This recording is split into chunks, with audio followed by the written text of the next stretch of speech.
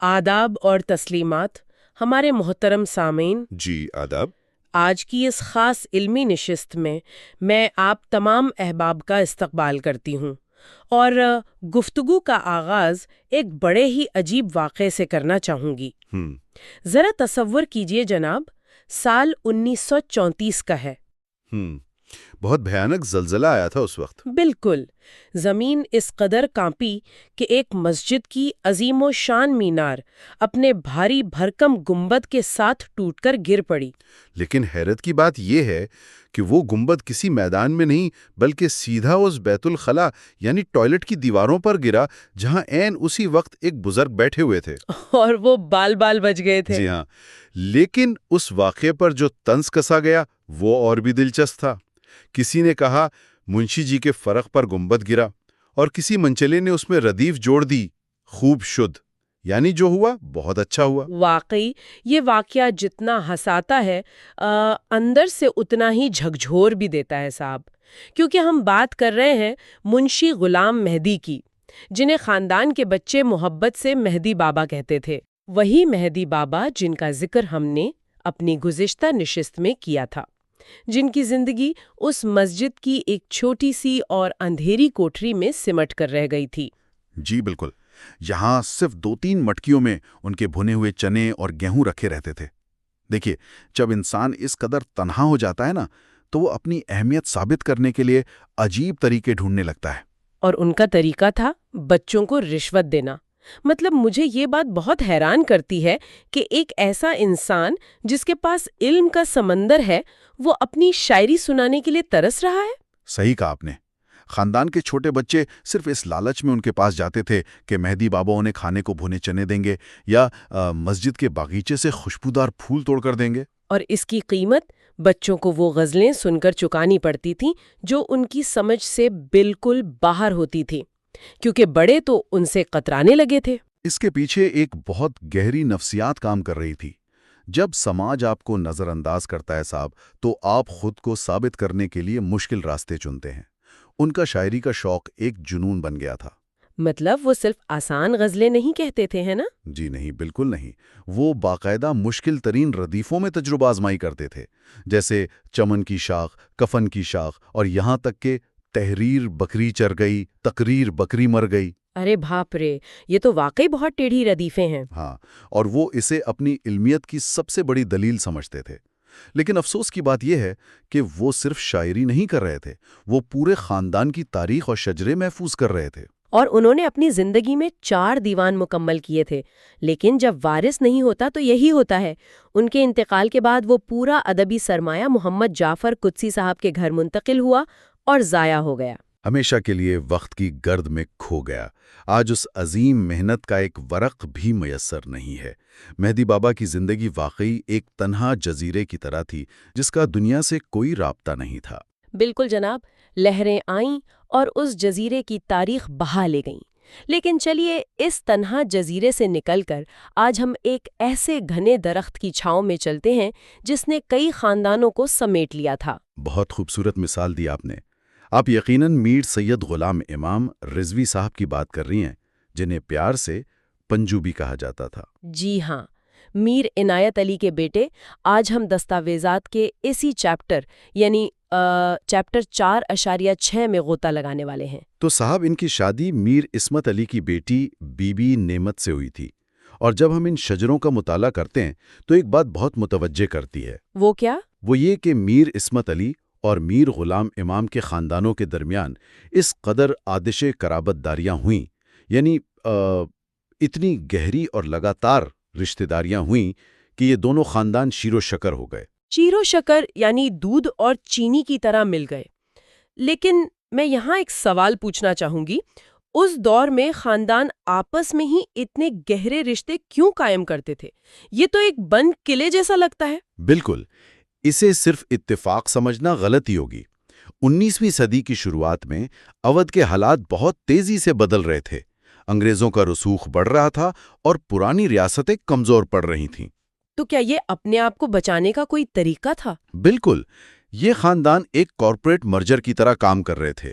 جب 2 کمپنیاں اپنے اثاثوں کو بچانے کے لیے مل جاتی ہیں نا، بس ویسے ہی وہ اپنی زمین، تہذیب اور شناخت کو ایک محفوظ قلعے میں تبدیل کر رہے تھے۔ ارے واہ، کارپوریٹ مرجر کی مثال تو بہت سٹیک ہے۔ مطلب وہ جانتے تھے کہ اگر جائیداد خاندان سے باہر گئی تو ان کا وجود بکھر جائے گا۔ جی، اور یہ صرف شادیوں تک محدود نہیں تھا، وہ ایک دوسرے کی ترقی میں بھی شامل تھے۔ غلام امام صاحب کے جو حقیقی چچیرے بھائی تھے، منشی غلام رضا، ان کا ذکر بہت دلچسپ ہے۔ جی، میں نے پڑھا ہے کہ وہ انگریزی فوج میں بہت اونچے عہدے پر تھے اور ان کا بڑا رسوخ تھا۔ اور انہوں نے اپنی اسی رسوخ سے غلام امام صاحب کے دونوں بیٹوں یعنی محمد حسن اور سید حسین کو فوج میں منشی کے عہدے پر ملازمت دلوائی کی۔ آج کے دور میں تو لوگ فوراً اسے نیپوٹزم کہہ دیں گے۔ ہاں، لیکن اس وقت اسے خاندانی ذمہ داری تصور کیا جاتا تھا۔ اگر درخت کی ایک شاخ مضبوط ہے تو وہ دوسری شاخوں کو سہارا دیتی تھی۔ یہ اس پورے نظام کے زندہ رہنے کا طریقہ تھا۔ واقعی یہ نظریہ بہت الگ ہے۔ اچھا، غلام امام صاحب کا ایک اور شوق تھا جس نے مجھے بہت متاثر کیا، ان کا زمین اور پیڑ پودوں سے لگاؤ۔ سبحان اللہ، کیا بات چھیڑ دی آپ نے۔ شجرکاری سے انہیں بے حد محبت تھی۔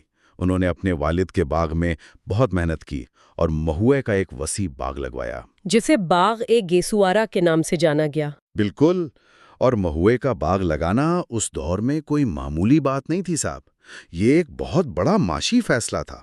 مہوا غریبوں کی غذا تھا، تیل نکلتا تھا، لکڑی کام آتی تھی۔ یعنی انہوں نے اپنی آنے والی نسلوں کے لیے ایک پوری فیکٹری لگا دی تھی۔ جی ہاں، لیکن مصنف نے جب اس باغ کی موجودہ حالت کا نقشہ کھینچا ہے تو دل کو بہت تکلیف ہوتی ہے۔ آج خاندان کے حصے داروں کی غفلت کی وجہ سے یہ باغ اجڑ رہا ہے۔ ہاں، میں نے پڑھا کہ کیسے زمین اپنوں کے ہاتھوں سے نکل کر چالاک اور قبضہ کرنے والوں کے چنگل میں پھنستی جا رہی ہے۔ وارث تو بس شہروں میں جا بسے ہیں۔ اور مصنف نے اس کے لیے ایک بہت چپتی ہوئی انگریزی اصطلاح استعمال کی ہے۔ انہوں نے کہا ہے کہ آج کل کے وارث کسی لمیٹڈ کمپنی کے شیئر ہولڈر کی طرح ہو گئے ہیں۔ شیئر ہولڈر، یہ لفظ تو واقعی دل چیر دینے والا ہے۔ ایک رکھوالے اور شیئر ہولڈر میں بہت فرق ہوتا ہے۔ رکھوالے کا مٹی سے روحانی تعلق ہوتا ہے۔ بالکل، شیئر ہولڈر کو تو صرف اپنے منافع سے مطلب ہوتا ہے۔ آج کے وارث اپنے اجداد کی جائیداد کو غیروں کے قبضے میں جاتا دیکھ کر بس خاموش تماشائی بنے ہوئے ہیں۔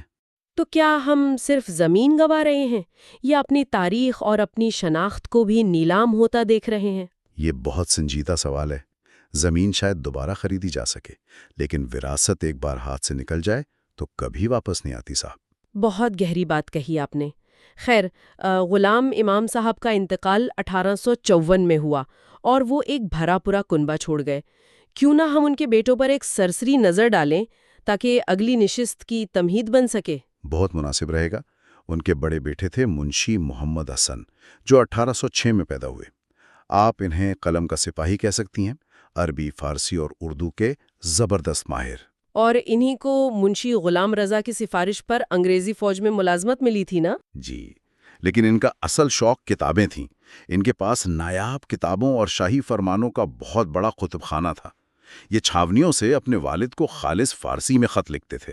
لیکن صاحب، ان کے دوسرے بیٹے تو بالکل ہی مختلف مزاج کے تھے، ہے نا؟ ارے ان کا تو مزاج ہی الگ تھا۔ منجوے بیٹے میر سید حسن، اگر بڑا بھائی قلم کا سپاہی تھا تو یہ تلوار کے دھنی تھے، نہایت طاقتور اور مضبوط۔ یعنی انہوں نے کوئی سرکاری ملازمت نہیں کی؟ بالکل نہیں، انہوں نے زمین اور جائیداد سنبھالی، اور انہی کے مضبوط کندھوں کا امتحان ہوا 1857 کے غدر میں، جب بلوائیوں نے سنتھلی کی حویلی پر حملہ کیا۔ اوہو، 1857 کا بلوا؟ جی، سید حسن نے بھاگنے کے بجائے اپنی پرانی تلوار نکالی اور مٹھی بھر ساتھیوں کے ساتھ ان باغیوں کا ڈٹ کر مقابلہ کیا۔ حالانکہ حویلی پوری طرح بچ نہیں سکی۔ سامعین کو بتاتی چلوں کہ اسی لوٹ میں منشی غلام حسن صاحب کا وہ 1,00,000 روپے کا سونے کا حقہ بھی چوری ہو گیا تھا جو اودھ کے بادشاہ نے دیا تھا۔ جی ہاں، لیکن سید حسن کی بہادری تاریخ میں درج ہو گئی، اور وہ تلوار جس سے انہوں نے دفاع کیا تھا وہ خاندان کے لیے ایک مقدس نشانی بن گئی، اور محرم کو جلوس میں ذوالجناح پر سجائی جانے لگی۔ سبحان اللہ، ایک ہی گھر میں قلم اور تلوار کا یہ تضاد واقعی حیرت انگیز ہے۔ ہم اپنی اگلی نشست میں ان بھائیوں پر تفصیلی گفتگو کریں گے۔ بالکل. آج کا سفر دیکھیے کتنا دلچسپ رہا.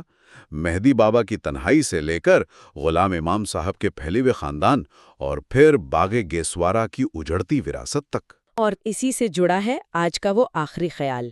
سامعین، ذرا سوچئے گا، وقت کی دیمک صرف کاغذ نہیں کھاتی صاحب، وہ ان خاندانی روایتوں کو بھی کھا جاتی ہے جن کی حفاظت کرنے والا کوئی نہ بچے. صحیح فرمایا. ہمیں سوچنا چاہیے کہ ہمارے آس پاس ایسا کیا ہے جسے بچانے کی ذمہ داری ہم پر ہے. بے شک. اب وقت ہو چلا ہے اختتام کا. ہمارے سامعین کی واقفیت کے لیے عرض ہے کہ یہ علمی نشست ڈاکٹر سید جاوید احمد رضوی صاحب کی ایک بہترین پیشکش ہے. یاد رفتگاں کے مصنف ہیں. جی ہاں، ڈاکٹر جاوید صاحب نے اس کتاب کا ہندی لپی میں ترجمہ بھی کیا ہے. یاد رفتگاں کا اصل اردو نسخہ اور ہندی ترجمہ دونوں ہی ڈاؤن لوڈ کرنے کے لیے اس نشست کے ڈسکرپشن میں موجود لنک پر دستیاب ہیں. یہ تو علم کے طالبوں کے لیے بہت بڑی سہولت ہے. بالکل. میں اپنے مہمان کا ان کی اس علمی اور بے باک گفتگو کے لیے دل سے شکریہ ادا کرتی ہوں. نوازش، مجھے بھی یہ گفتگو کر کے بے حد مسرت ہوئی. اور ہمارے تمام سننے والے احباب کا ان کی توجہ اور وقت کے لیے بے حد شکریہ. اگلی ملاقات تک خدا حافظ.